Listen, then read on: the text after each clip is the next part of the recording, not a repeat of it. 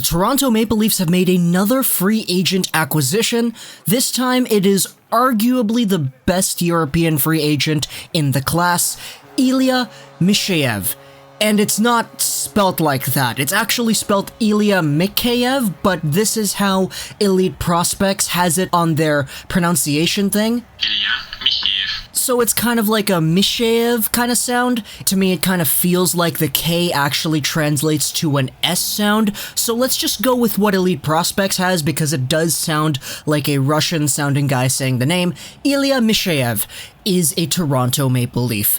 Now, Mikheyev is a 24-year-old right winger. He's listed as on Elite Prospects, 6'2", 194 pounds. He most recently played for the Avangard Omsk team in the KHL, where he got 45 points in 62 games played, 23 goals, 22 assists, a total of 45 points. If you want to take a look at his totals in the KHL, the 24-year-old has racked up a total of 122 points in 224 games, just under half a point per game, playing for the Avangard Omsk since he was 20 years old.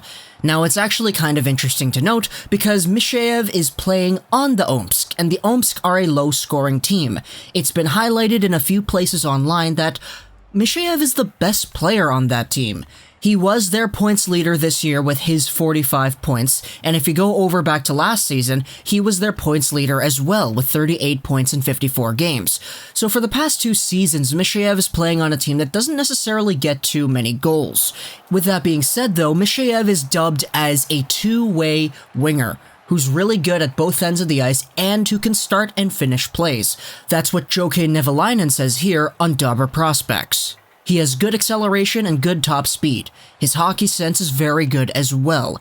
He does a good job using his size to protect the puck and win puck battles along the boards.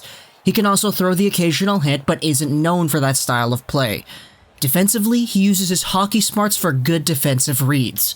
He's a good backchecker and a capable penalty killer as well. With his season concluding in the KHL, let's take a look at his PNHLE rating also on Dobber Prospects.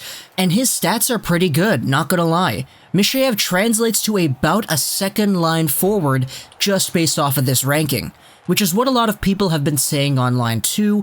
Mikheyev, his point production, his production, and his style of play in the KHL would roughly translate to a middle six, 30 to 40 point scoring winger.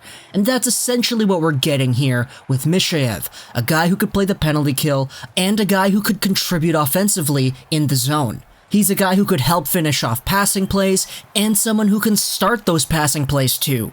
Mikheyev is just an overall complete hockey player with a good backcheck, and because of this, he's finding himself on the Maple Leafs roster in a winger role, and he will most likely be better than the majority of the Leafs free agent signings from Europe over the past.